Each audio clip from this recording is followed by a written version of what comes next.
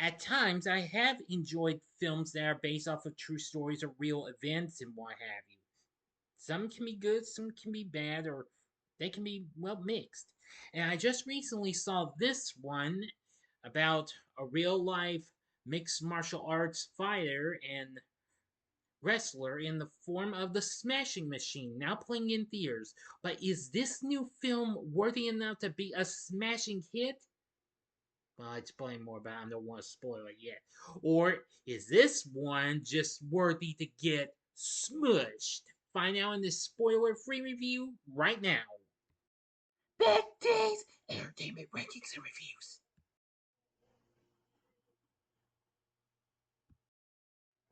So, greetings, my fellow YouTubers, and welcome to Big D's Entertainment Rankings and Reviews. I'm the Big D, and this time around, I bring to you a review, or should I say spoiler free review, of the 2025 biographical sports drama flick The Smashing Machine, released by A24, written, directed, co produced, and edited by Benny Safdie in his first ever solo outing. Based on the documentary from 2002 of the same name, film stars Dwayne Johnson as former amateur wrestler and mixed martial arts fighter Mark Kerr, alongside with Emily Blunt as his girlfriend Dawn Staples, plus Ryan Bader, Bas Rutten, and Oleksandr Usyk in supporting roles. The film was released this past weekend, on October 3rd. It got generally positive reviews, but, well, I won't get too far ahead yet. Anyway, the film begins with an interview with Mark, who explains to the interviewer of his success in Ultimate Fighting before he leaves for his next bout. It starts in 1999 when Mark is at home with his girlfriend Dawn, with whom he shares a complicated relationship.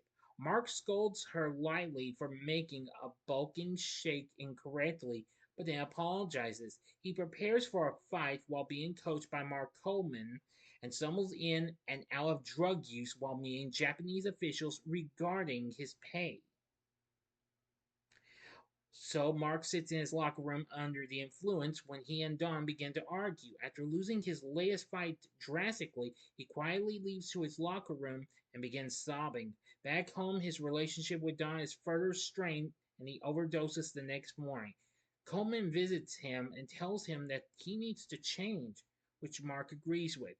He enters rehab, which strains his relationship with Don, eventually resulting in leaving and Mark leaving to camp with Bas Rutten.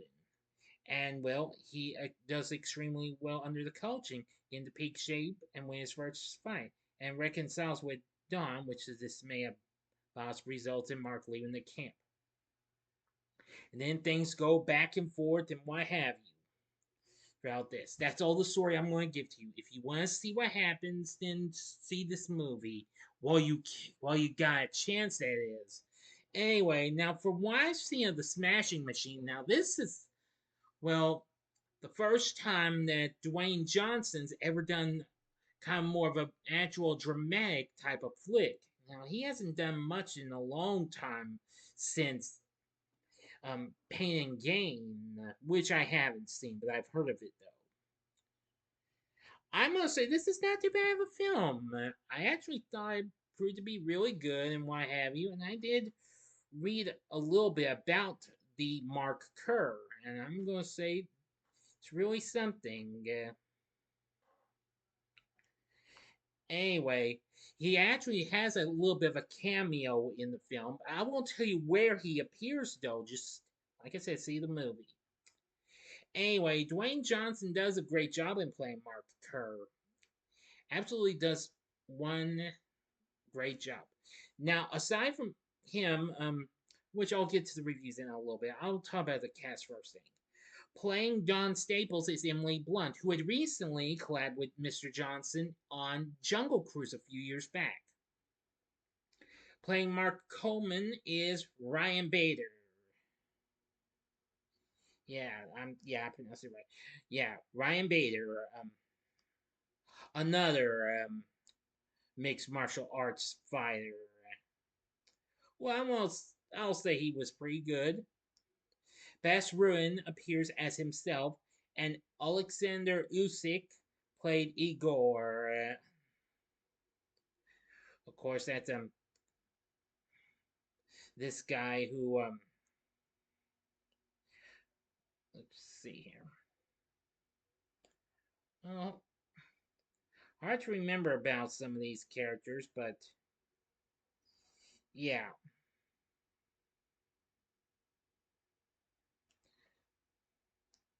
But there's many others in my view, but most of them I'm not too familiar with. But I will say the film does have a good cast.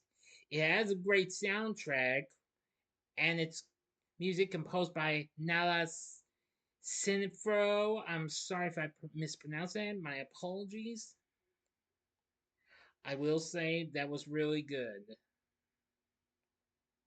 Upon its release, it got good reviews. It has received 73% on Rotten Tomatoes, saying Dwayne Johnson goes the distance with his transformative turn as Mark Kerr in the film.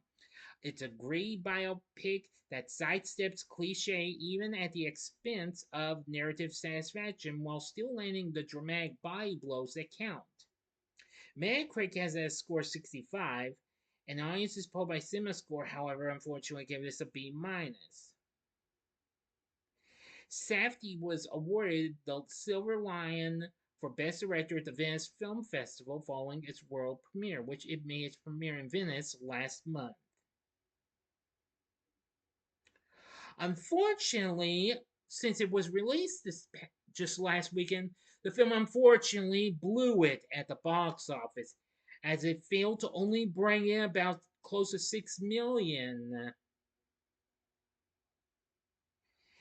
for after being well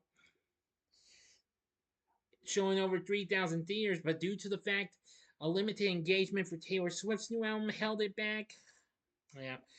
Well, Johnson responded to the opening box office numbers with, "In our storytelling world, you can't control box office results. But what I realize you can control is your performance and your commitment to completely disappear and go elsewhere. I will always run to that opportunity. Truth is, this film has changed my life. You know something? I couldn't have said it better myself. I think this was good in YMU. I think this needed to deserve to do better than that. But with it making just a mere 6 million on its as it tries to make it close to a $50 million budget, it's very unlikely this will do well and possibly get him to be nominated for an Oscar. But I'd say his chances are about to go straight on the downward spiral. So I wish this film the best of luck. It's gonna need it big time, way big time. With 6 million opening, this makes it the worst opening for any of Johnson's films in 15 years. 2010's Faster ended up being his first biggest disappointment, failing to make only about 10 million. And this opened about 4 million less than this. I am saying how disappointing, very disappointing. Come on, get off your lazy butts and see this movie, or else you, well, not that I'm really trying to encourage you, but well, I will agree with what Johnson said about you can't control the box office results, but that's understandable. I will be rude to him in any ways, but it does have a pretty good cast and good direction by Benny Safdie. Of course, this being his first solo outing after he had recently collabed with his elder brother Josh for several films, most notably another A24 title, which was 2019's Uncut Gems with Adam Sandler. So the Smashing Machine, I thought was pretty good. It had some pretty good dramatic moments, but some pretty good fights in my view. But it went back and forth from let's see one thing after another. That just kind of, but that really did. That's just kind of just a bit of an issue. But I can understand what they were trying to do. So overall, I think the Smashing Machine's good. For my score, I'm gonna give the Smashing Machine 4 stars. On a scale of 1 to 10, I give it an 8.5. So, what did you think of the Smashing Machine? Have you seen this film yet? If so, let me know in the comments section below. If you like this video, click the like button, subscribe, and be a part of the Big D Nation. Continue to help support my channel, and you know the rest. Join me next time when I bring to you a review of 28 Weeks Later. Yes, I'm finally going to see the sequel to that film 28 Days Later. So if you like this, check out my reviews for these other films I reviewed with Dwayne Johnson. In the upper left-hand corner, check out my review of the Jungle Cruise, the first film he did with Emily Blunt, or you can go to the upper right-hand corner and see my review of the first film he ever did, which was The Mummy Returns from 2001, or you can check out the prequel to that film in The Scorpion King from 2002 in the bottom left-hand corner. In the bottom right-hand corner is the button you can click to subscribe. If you like rankings and reviews on movies, TV, music, video games, etc., then I'm your guy. Thanks for watching. Until next time, I'm the Big D saying see ya.